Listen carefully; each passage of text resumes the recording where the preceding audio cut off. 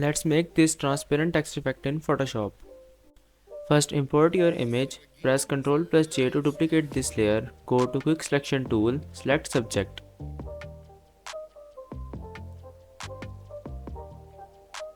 Add layer mask. Now type your text here.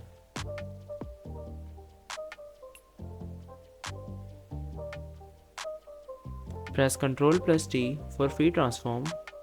Adjust this layer accordingly.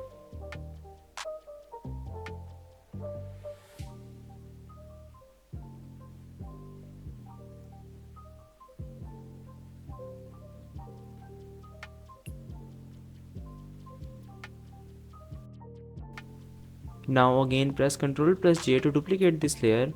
Select the bottom layer. Set fill to 0%. Add stroke. Apply this setting.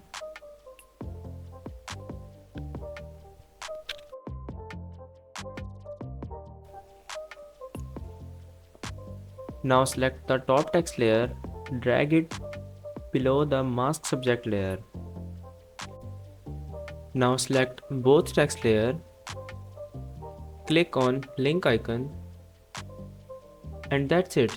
Hope you like this video. Subscribe now and thanks for watching.